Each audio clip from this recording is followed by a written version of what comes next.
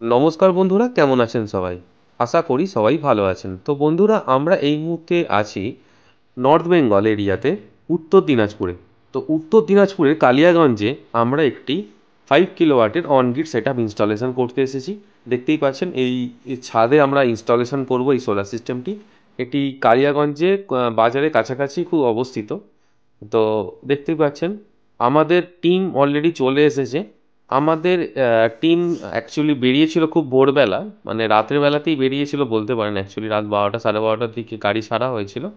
তো এখানে এসে পৌঁছেছে প্রায় 2টো বেজে, 1:30টা থেকে 2টোর সময় এসে পৌঁছেছে। অ্যাকচুয়ালি আমরা সেই সাউথ বেঙ্গল থেকে টোটাল টিম সব কিছু স্ট্রাকচার সব কিছু নিয়ে আমরা পৌঁছে গিয়েছিলাম নর্থ বেঙ্গলের উদ্দেশ্যে। তো দেখতেই পাচ্ছেন সূর্য প্রায় অস্ত যাওয়ার পথে সেই মুহূর্তে আমাদের কাজ শুরু হয়েছে ওনার বাড়ির ছাদে।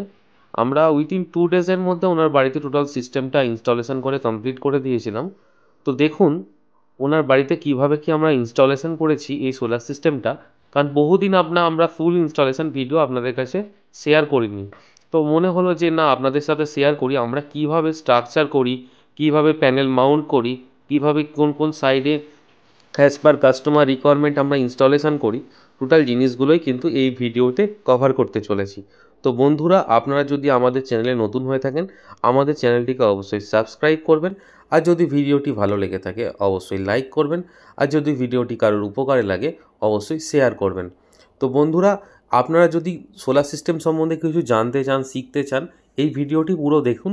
আপনারা কিন্তু নিজেরাই ইনস্টলেশন করে নিতে পারবেন একটি সোলার সিস্টেম আপনার বাড়িতে। প্রথম থেকে শেষ অবধি আপনারা ভিডিওটা দেখুন, পুরো গাইডেন্স পাবেন কিভাবে কি ইনস্টলেশন স্টেপ বাই স্টেপ আমরা বলতে থাকবো, আপনারা দেখতে থাকবেন। তো ভিডিওটা শুরু করা যাক। তো প্রথমে একটা সোলার সিস্টেম যদি ইনস্টলেশন করতে হয়, তার মেন কিন্তু হচ্ছে ফাউন্ডেশন থেকে স্ট্রাকচার। তো স্ট্রাকচারটা কিভাবে কি করতে হবে সেটা ডিপেন্ড করছে হচ্ছে অ্যাজ পার সাইডের ওপর। কোথাও ছাদের ওপর করতে হবে, কোথাও টিনের সেটের ওপর করতে হবে, যার যেমন রিকোয়ারমেন্ট সেই বুঝে আপনাকে স্ট্রাকচার ডিজাইন করতে হবে। তো বন্ধুরা দেখতে পাচ্ছেন প্রথমে আমরা স্কোয়ার বার, যে জিআই স্কোয়ার বারগুলো আছে সেই স্কোয়ার বারগুলো আমরা কিন্তু অ্যাজ পার সাইট লোকেশান আমরা কিন্তু তৈরি করে নিয়ে কাস্টমাইজ টোটাল জিনিসটা করছি। দেখতেই পাচ্ছেন আমাদের লেগগুলো প্রথমে ওয়েল্ডিং করে নেওয়া হচ্ছে এবং এর সাথে রাফটারটাও ওয়েল্ডিং করা হচ্ছে, মানে লেগের সাথে রাফটারটা। তো প্রতিটা সাইডে কিন্তু আমরা কাস্টমাইজ এই ধরনের স্ট্রাকচার প্রোভাইড করে রাখি, কারণ প্রতিটা সাইডের রিকোয়ারমেন্ট পুরোপুরি আলাদা থাকে। তো কালিয়াগঞ্জে কৌশিক পালবাবুর বাড়িতে আমাদের এই সোলার সিস্টেমটা ইনস্টলেশন করা হচ্ছিল। তো কৌশিকবাবুর অ্যাকচুয়ালি রিকোয়ারমেন্ট ছিল ওনার যাতে ছাদের স্পেসটাকে নষ্ট না করা হয়, মানে ছাদের স্পেসটা উনি ইউটিলাইজেশন করতে চাইছিলেন। সেই কারণেই এই ধরনের হাই রাইজ স্ট্রাকচার কিন্তু ইনস্টলেশন করা হচ্ছে। তো এই হাই রাইজ স্ট্রাকচারটা করার কারণে ওনার দুটো জিনিস সেভ হচ্ছে। একটা হচ্ছে তো নিচের স্পেসটা ভালোভাবে উনি ইউটিলাইজ করতে পারবেন। আদারওয়াইজ ওনার যে রুফ, যে স্পেস, যে এরিয়াতে হচ্ছে সোলার প্যানেলটা লাগছে, সেই এরিয়াটায় আপনার ছাদটাও কিন্তু ভীষণভাবে ঠান্ডা থাকবে। তো ওনার রিকোয়ারমেন্ট অনুযায়ী স্ট্রাকচারটা আমরা ডিজাইন করছি। তো আমরা যতটা পারছি ওনার ছাদে ড্রিল না করে ওনার ছাদের ওয়ালে আমরা ফিক্স করা স্ট্রাকচারটা দেখতেই পাচ্ছেন। ছাদের ওয়ালের সাথে ফিক্স করা হচ্ছে স্ট্রাকচারটা, প্রথম লেগটা স্ট্রাকচারটা ফিক্সড হয়ে যাওয়ার পর তারপর আমাদের বাকি কাজগুলো আস্তে আস্তে করতে হবে। দেখতে পাচ্ছেন আমাদের এসআই এন্টারপ্রাইজের টেকনিক্যাল টিম কতটা দক্ষতার সাথে প্রতিটা সাইডে কাজ করে থাকে। তো ভিডিওটা পুরো দেখতে থাকুন, অনেক কিছু শিখতে পারবেন, অনেক কিছু জানতে পারবেন। তো কাজ করতে করতে প্রায় সন্ধে নেমে গেছে, সন্ধে অলরেডি হয়ে গেছে। তো আমাদের কাজ ফিনিশ করতে হবে। তো দেখতেই পাচ্ছেন প্রথম লেগটির পর দ্বিতীয় লেগটিও আমরা এখানে ইনস্টলেশন করে ফেলেছি। স্টেপ বাই স্টেপ আপনাদের দেখাচ্ছি কিভাবে কি ইনস্টলেশন চলছে। প্রথম লেগ ইনস্টলেশন করার পর সেকেন্ড লেগও ইনস্টলেশন হয়ে গেছে। এবার কি করা হচ্ছে, এর ওপর আমাদের যে দুটো লেগের মাঝে রাফটারটা ফিক্স করা হচ্ছে। দুটো রাফটার ফিক্স করার পর আমরা 3 নম্বর লেগটা এখানে লাগাবো, তাতে আমাদের অ্যাডজাস্টমেন্ট করতে এবং এক্স্যাক্ট যে কোন পজিশানে মিডিলের লেগটা পড়বে আমাদের, সেটা আমাদের বুঝতে সুবিধা হবে। দেখতেই পাচ্ছেন অলরেডি লাস্ট লেগ এবং আপনার এদিকের ফ্রন্ট লেগ, দুটো লেগকেই আমরা ফিক্স করছি আস্তে আস্তে। বন্ধুরা, আপনাদের সময় আমি নষ্ট না করে ভিডিওটা একটু ফাস্ট করলাম, যাতে আপনাদের বুঝতেও অসুবিধা না হয় এবং সময়টাও নাতে নষ্ট না হয়। তো বন্ধুরা, আপনারা কোথা থেকে কি এই ভিডিওটা দেখছেন প্লিজ কমেন্ট করে জানাবেন আমাদের কমেন্ট সেকশানে। আপনারা যদি ফেসবুকে ভিডিওটা দেখে থাকেন ফেসবুকে, এবং যদি ইউটিউবে দেখে থাকেন আমাদের ইউটিউব চ্যানেলকে আপনারা সাবস্ক্রাইব করবেন। দেখতেই পাচ্ছেন অলরেডি 3টে লেগ ইনস্টলেশন কমপ্লিট হয়েছে। আর রাফটারের ওপর আমাদের পার্লিনগুলো লাস্ট ফিক্স হচ্ছে নাট বোল্টের মাধ্যমে। প্রত্যেকটা ফিক্স হয়ে যাবার পর কিন্তু আমরা এরপর প্যানেলগুলোকে ইনস্টলেশন করব। দেখতে পাচ্ছেন অলরেডি আমাদের 3টে পার্লিনও পড়ে গেছে এবং 4 নম্বর পার্লিনটাও পড়ে গেল। তো এইভাবে আমরা কিন্তু প্রতিটি সাইডেই ইনস্টলেশন করি। অলরেডি স্ট্রাকচার কমপ্লিট হয়ে গেছে। এবার কি হচ্ছে, এবার কিন্তু আমাদের এই প্যানেলগুলো মাউন্ট করা হবে স্ট্রাকচারের সাথে। তো প্রথমে আমরা একটা ফার্স্ট যে প্যানেলটা ইনস্টলেশন হচ্ছে দেখতে পাচ্ছেন একদম এন্ডে আমরা নিচের দিকে একটা প্যানেল মাউন্ট করছি। তো আবার ভিডিওটাকে আমরা একটু ফাস্ট করব যাতে আপনাদের টাইমটা নষ্ট না হয়। আর হ্যাঁ বন্ধুরা, যদি আপনারা এই ধরনের বাইফেসিয়াল বা লেটেস্ট কোনো টপকন টেকনোলজির প্যানেল অবশ্যই লাগানো আপনার বাড়িতে, তো সেক্ষেত্রে আপনাদের মাথায় রাখতে হবে প্যানেলের হাইটটা মিনিমাম 6 ফুট ডিস্টেন্স হতে হবে আপনার রুফটপ থেকে। যদি 6 ফুটের নিচে বা 5 ফুট পর্যন্ত ঠিক আছে, তার নিচে যদি হয় তাহলে বাইফেসিয়াল প্যানেল লাগিয়ে কিন্তু তার আপনি ম্যাক্সিমাম আউটপুটটা আপনি কখনোই পাবেন না। তো শুধু বাড়িতে প্যানেল লাগিয়ে ফেললেই হবে না, প্যানেল কত হাইটে লাগাতে হবে, তার কত কি ডিগ্রি লাগবে, কতটা অ্যাজিমুথ রাখতে হবে, সব কিছুই কিন্তু ডিপেন্ড করে একটি প্রপার ইনস্টলেশনের জন্য। প্রপার ইনস্টলেশন করতে গেলে টেকনিক্যাল নলেজটা খুবই জরুরি। তো আপনাদের যদি এই ধরনের সোলার সিস্টেম সম্বন্ধে কোনো এনকোয়ারি থাকে আপনারা আমাদের জানাতে পারেন, আমরা আপনাকে গাইড করে দেব। তো দেখতে পাচ্ছেন ধীরে ধীরে আমাদের কিন্তু ইনস্টলেশন প্রোগ্রেস হচ্ছে। আমাদের বোথ এন্ডে 2টো প্যানেল লাগিয়ে নেওয়ার পর তারপর 3 নম্বর প্যানেলটাও কিন্তু আমরা ইনস্টলেশন করে ফেলেছি স্ট্রাকচারের সাথে, এবং স্ট্রাকচারের সাথে প্রপারলি আপনার নাট বোল্টের মাধ্যমে ফিক্স করা হচ্ছে প্যানেলগুলো। তো আমাদের টেকনিক্যাল টিম কতটা দক্ষতার সাথে কাজ করছে আপনারা দেখতে পাচ্ছেন, এবং কতটা কোয়ালিটি মেনটেন করে কাজ হচ্ছে আপনারা দেখতে পাচ্ছেন। তো অলরেডি 3 নম্বর প্যানেল ইনস্টলেশনের পর আমরা 4 নম্বর প্যানেলটাও কিন্তু ইনস্টলেশনের জন্য নিয়ে চলে এসেছি। তো 4 নম্বর প্যানেলটাও আমাদের ইনস্টলেশন হচ্ছে। এইভাবে প্রতিটি প্যানেল সারিবদ্ধভাবে একের পর এক দেখতেই পাচ্ছেন ইনস্টলেশন চলছে কিন্তু। তো বন্ধুরা দেখতে পাচ্ছেন কিভাবে কি স্টেপ বাই স্টেপ প্যানেলগুলো ইনস্টলেশন করা হচ্ছে। তো দেখুন প্রথম রো আমরা কিন্তু কমপ্লিট করে ওপরের যে রোটা আছে সেই রোতে কিন্তু আমরা এবার প্যানেলগুলো অলরেডি মাউন্ট করে ফেলেছি। 3টে প্যানেল মাউন্ট হয়েছে এবং 4 নম্বর প্যানেলটা ওপরের রোতে বাকি আছে। টোটাল এখানে 8খানা কিন্তু সোলার প্যানেল আপনার ইনস্টলেশন হচ্ছে। 575 ওয়াট পিকের টপকন মডিউল ইনস্টলেশন হচ্ছে। তো দেখুন কিভাবে কি প্যানেলগুলো ইনস্টলেশন করা হয়েছে, প্রপারভাবে দেখে নিন। এবং প্রতিটা প্যানেলের মধ্যে কিন্তু একটা গ্যাপ মেনটেন করতে হচ্ছে। দেখুন গ্যাপটা মেনটেন করার মেন কারণ হচ্ছে কিন্তু আপনার একটা এয়ার যে প্রেসার থাকে সেই এয়ার প্রেসারটার জন্য আপনাকে মিনিমাম 1 থেকে 1.5 ইঞ্চির গ্যাপ একটা মেনটেন করতে হয় সোলার প্যানেলের। কারণ কখন কি ঝড় বা আবহাওয়া কি হবে সেটা কেউই বলতে পারে না।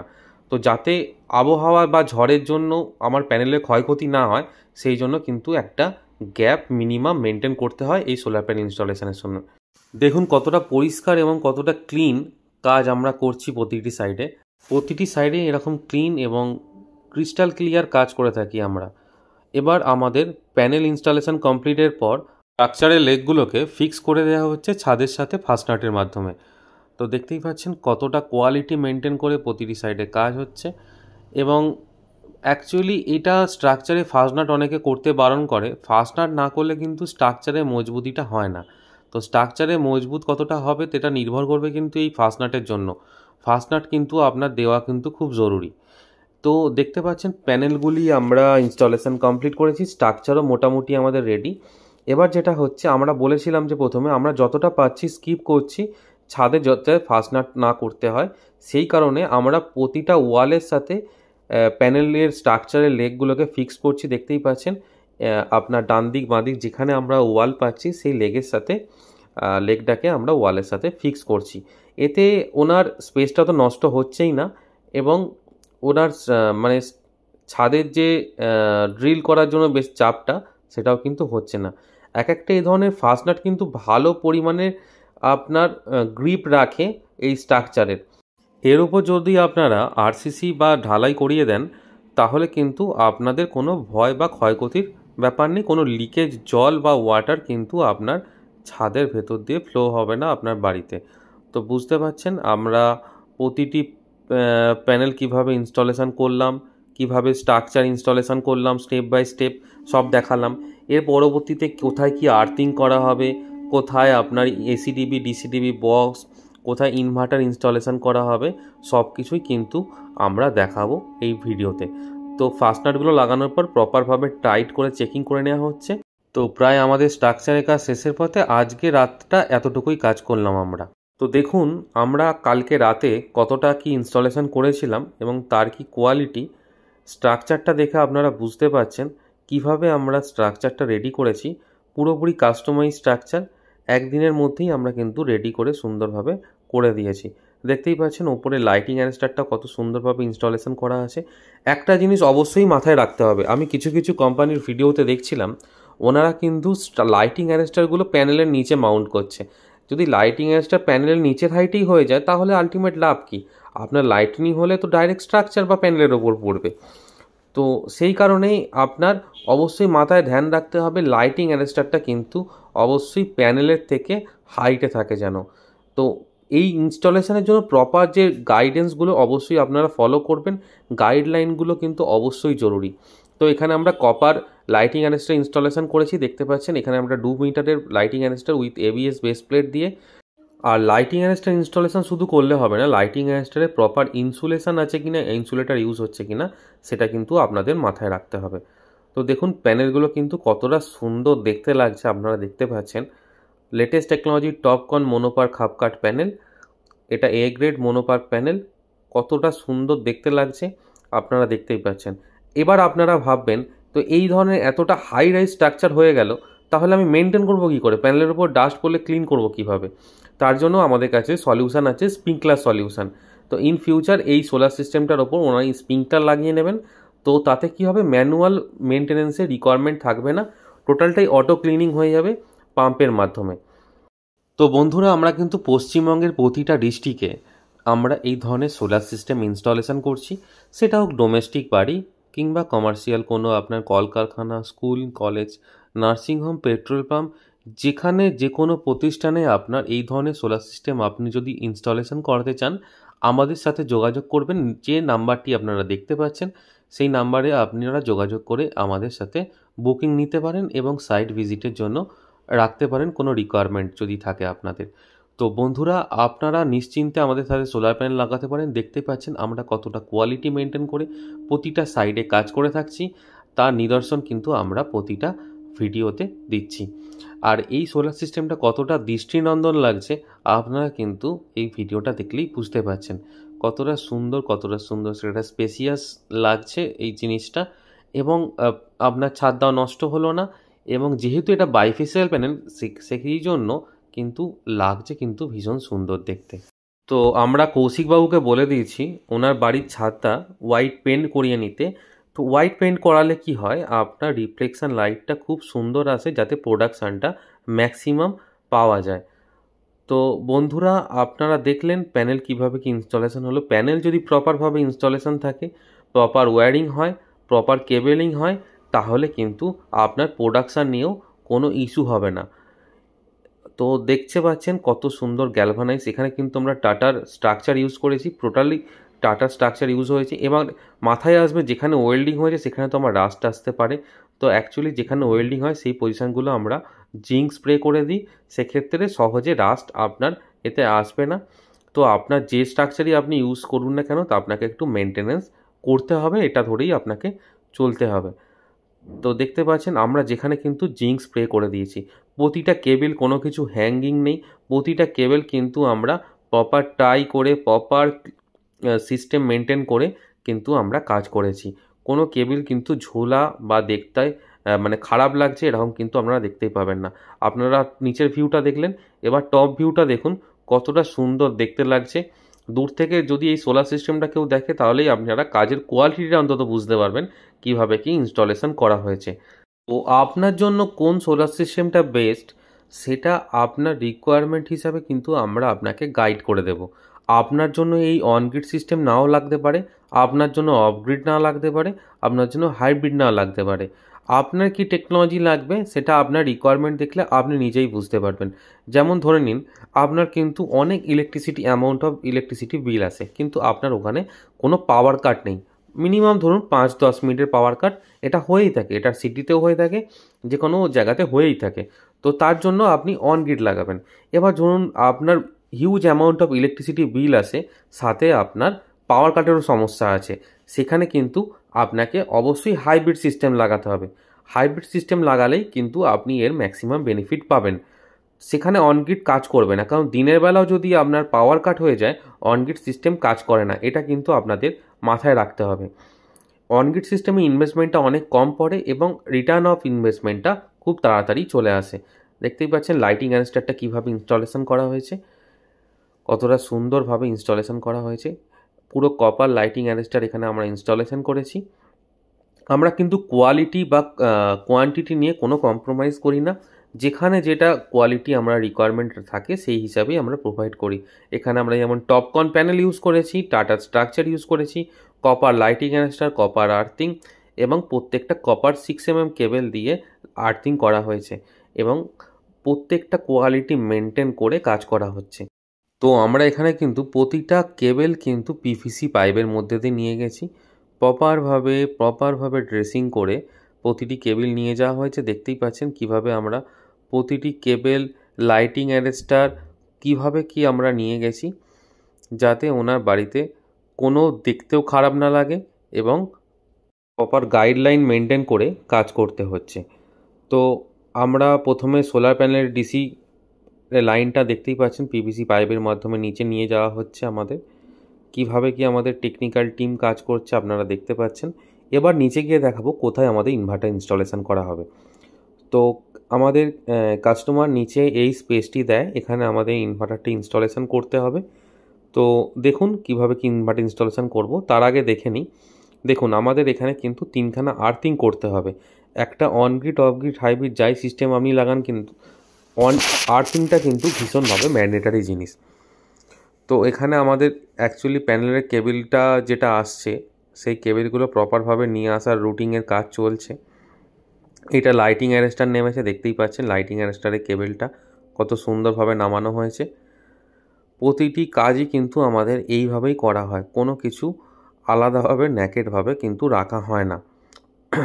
তো বন্ধুরা আপনারা দেখুন কিভাবে কি আমরা আর্থিং করেছি।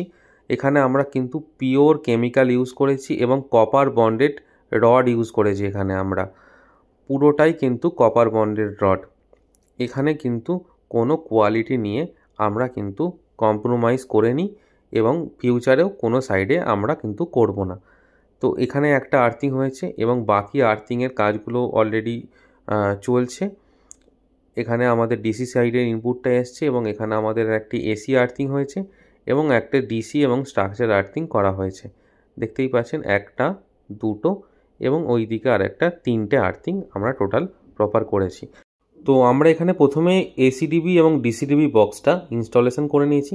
দেখতেই পাচ্ছেন এসিডিবি এবং ডিসিডিবি দুটোই ইনস্টলেশন করে নিয়েছি। এবার আমরা এখানে যেটা ইনস্টলেশন করছি হ্যাভেলস কোম্পানির 5 কিলোওয়াটের অনগ্রিড ইনভার্টার। দেখতেই পাচ্ছেন হ্যাভেলসের 5 কিলোওয়াটের অনগ্রিড ইনভার্টার। আমরা এখানে যে ডিসি সাইড এবং এসি সাইডে এমসিবিগুলো ইউজ করেছি সেগুলো কিন্তু প্রপার হ্যাভেলস এবং এলম্যাক্সেরই ইউজ করেছি। ব্র্যান্ড বা কোয়ালিটি নিয়ে কোনো কম্প্রোমাইজ করলে কিন্তু আপনাকে অবশ্যই মাথায় হাত চাপড়াতে হবে, এটা কিন্তু আপনাকে মাথায় রাখতে হবে। কেননা আপনি ধরুন 1 লাখ টাকা খরচা করলে আপনি 1,10,000 টাকাও খরচ করতে পারবেন। তো অবশ্যই আপনি যাকে দিয়েই সোলার সিস্টেম লাগান না কেন কোয়ালিটি নিয়ে কোনো কম্প্রোমাইজ আপনারা করবেন না। কোয়ালিটি নিয়ে কম্প্রোমাইজ করলে আপনি পড়বেন বিপদে। তো অবশ্যই আপনাদের এটা মাথায় রাখতে হবে। প্রথমে আমরা ডিসি পাওয়ারটা দিয়ে ইনভার্টারটা অন হচ্ছে কি না আমরা কিন্তু একটু চেক করে নিলাম।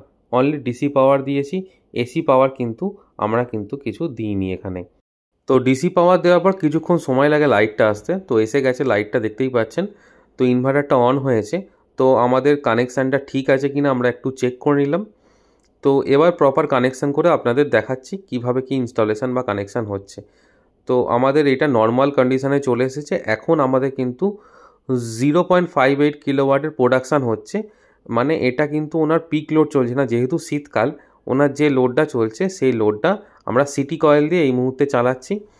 দেখতেই পাচ্ছেন কতটা সুন্দর ফাইনাল ইনস্টলেশনের লুকসটা আপনার দেখতে লাগছে, আপনারা দেখতে পাচ্ছেন।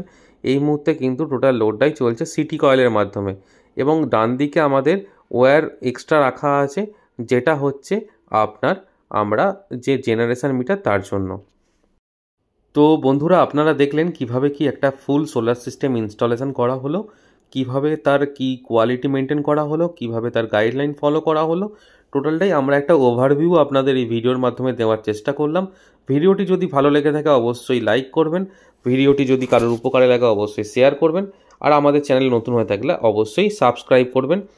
অসংখ্য ধন্যবাদ ভিডিওটি প্রথম থেকে শেষ অবধি এতটা মনোযোগ সহকারে দেখার জন্য। আজকের ভিডিওটা ছিল এতটুকুই। দেখা হবে অন্য কোনো পরবর্তী ভিডিওতে। অসংখ্য ধন্যবাদ, ভালো থাকবেন, সুস্থ থাকবেন।